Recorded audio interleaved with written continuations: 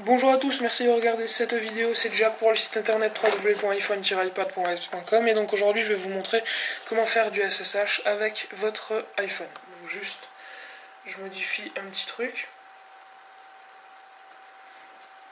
Voilà, donc Cydia il est en train de s'ouvrir. J'ai un petit peu baissé la luminosité.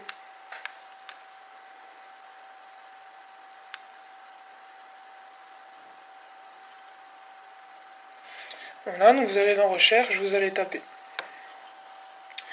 OpenSSH. OpenSSH. Donc vous le prenez, il est gratuit. Ensuite vous allez taper SB Settings de Big Boss, elle est gratuite. Et ensuite iFile. Donc de Big Boss, elle est payante, mais vous pouvez l'avoir sur des sources gratuites.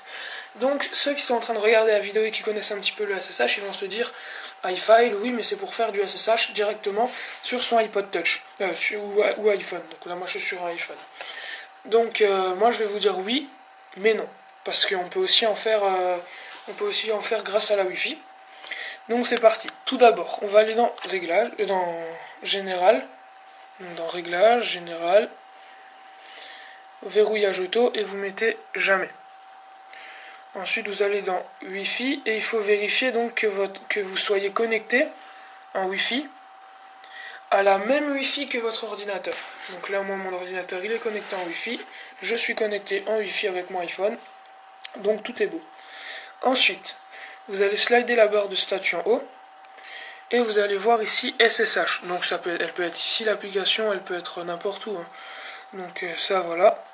Donc si jamais vous l'avez, mais qu'elle est en rouge, vous appuyez juste dessus, elle va devenir verte. Si jamais elle est verte, c'est bon, vous attendez juste la prochaine étape.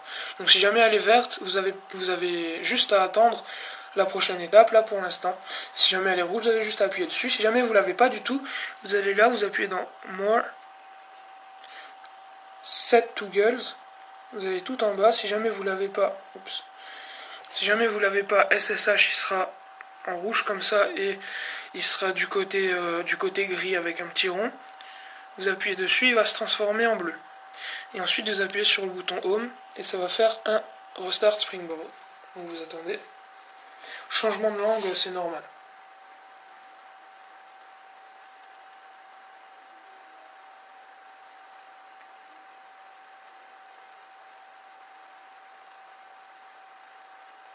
Voilà, donc là moi ça va mettre un petit peu de temps étant donné que j'ai un thème qui utilise la météo. Voilà.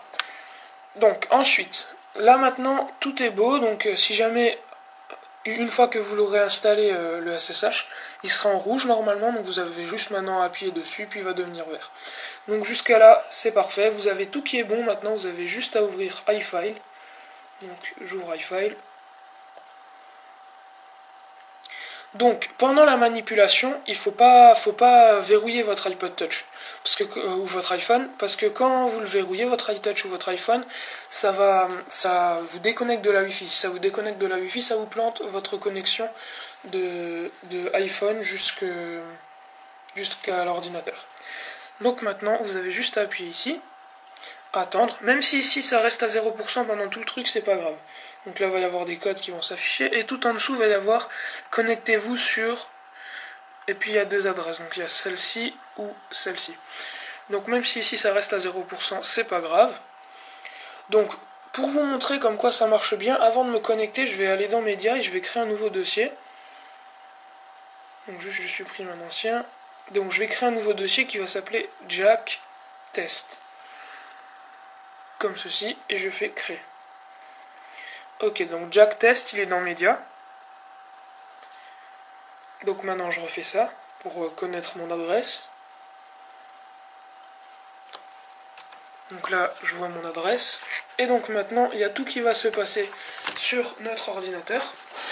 Donc moi il s'est juste mis en veille, il va falloir que je le rallume.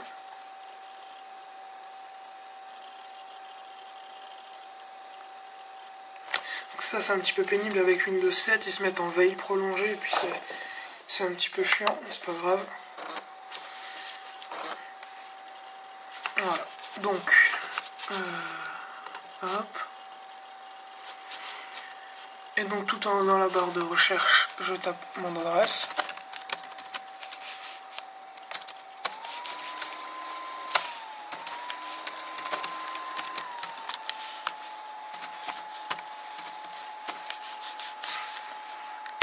Voilà, donc j'ai tapé mon adresse. Et donc là, vous pouvez constater que je suis donc connecté. Fichier dans, puis tous ces fichiers-là.